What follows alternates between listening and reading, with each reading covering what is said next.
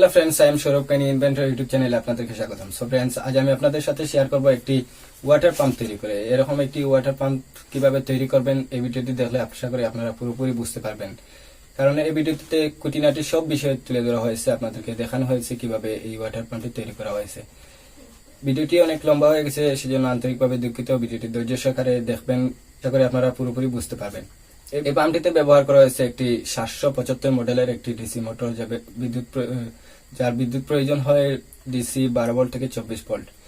এর high torque এবং high speed থাকার কারণে এই মোটরটি আমি ব্যবহার করছি। মোটরটিতে ইম্পেলার হিসেবে ব্যবহার করা হয়েছে এরকম একটি ব্লেন্ডার মেশিন থেকে সংগ্রহ করা একটি শাফট কানেক্টর, যা ইম্পেলারের মতো দেখতে এবং 100% ইম্পেলারের মতোই কাজ করবে। সো ভিডিওটি অনেক লম্বা হয়ে গেছে, আর কথা না বাড়িয়ে আমরা চলে যাচ্ছি মূল ভিডিওতে। এরকম একটি ইম্পেলার পেয়ে যাবেন ব্লেন্ডার মেশিন রিপেয়ারিং শপে। এর একটি স্ক্রিনশট নিয়ে নিতে পারেন।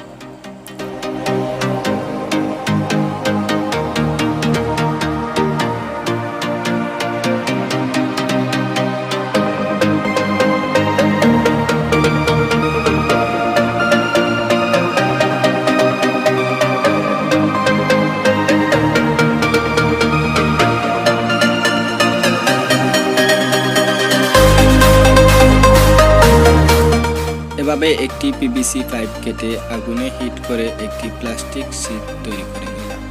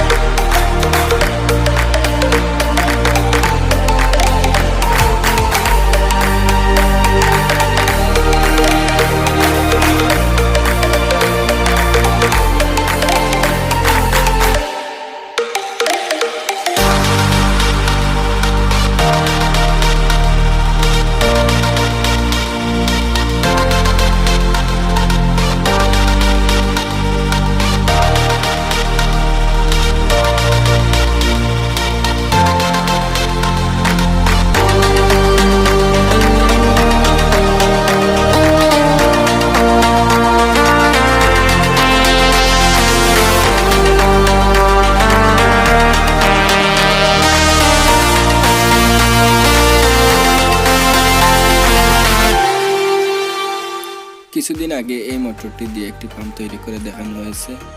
সেই পাম্পটি দেখতে চাইলে ভিডিও শেষে এন্ড স্ক্রিনে লিংক পেয়ে যাবেন অথবা ডিসক্রিপশন বক্সে লিংক পেয়ে যাবেন, সেখান থেকে দেখে নিতে পারবেন।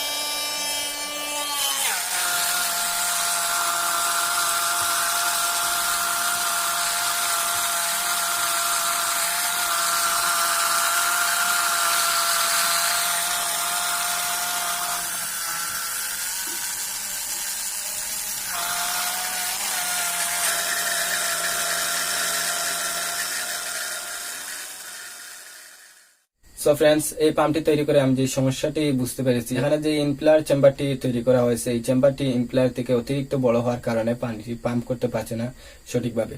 সেজন্য দেখতে পাচ্ছি যে এখানে পানির পাম্পিং তেমন ভালো নয়, কারণ এই চেম্বারটি অতিরিক্ত বড় হয়ে গেছে।